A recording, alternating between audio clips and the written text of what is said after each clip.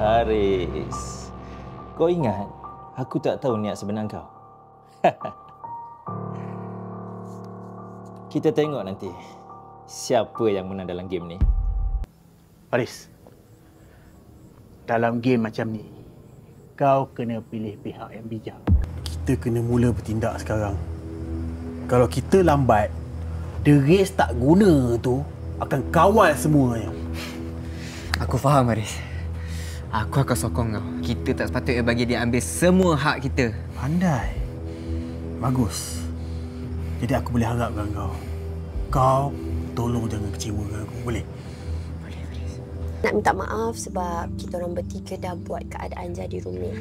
Tapi mungkin kita boleh berbincang dengan lebih baik. Cik Alia, amanah ni bukan perkara yang kecil. Apa yang Tuan Kaya dah tetapkan, macam itulah yang saya ikut. Alah, tapi kan hati awak ni baik. Jadi, kalau awak tolong kita orang, saya pasti semua akan gembira.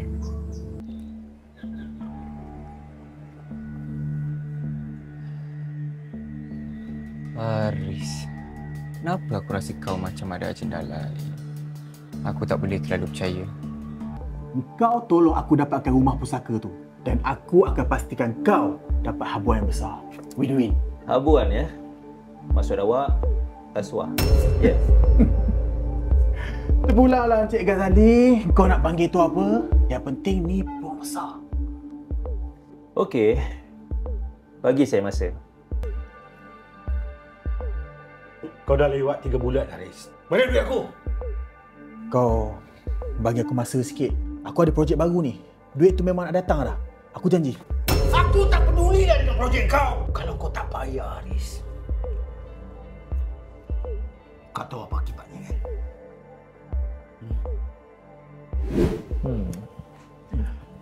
Kalau macam tu, Cik Ghazali fikirlah dulu.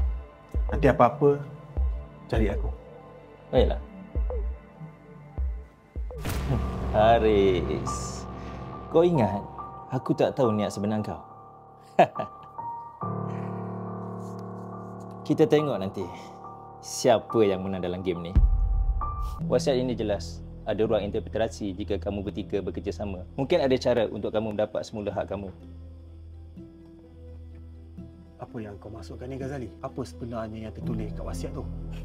Saya tak boleh beritahunya semua sekarang. Tapi percayalah, ada peluang untuk anda semua. Namun, kena ada kerjasama dan juga strategi. Kau rasa Encik Ghazali ni betul-betul tolong kita? Atau ini cuma permainan dia? Taklah, aku pun tak tahu. Tapi kalau dia cakap ada peluang, aku tak akan lepaskan. Lagipun, tengoklah Haris tu. Dia dah plan something. Nak tak nak kita kena grab, kalau tak semua dia ambil. Kalau betul wasiat ni boleh dimanipulate, aku kena buat cepat sebelum orang lain tahu. Akhirnya, semuanya akan jadi milik aku. Korang tak payah risau. Bila semua urusan dah settle, korang akan dapat bahagian-bahagian korang.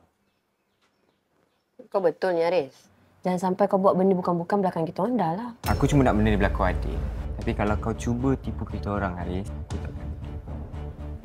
Aduh, takkan tak percaya aku kot. Kita family kan? Aku ni abang korang. Aku tak akan kecewakan korang. Adik-adik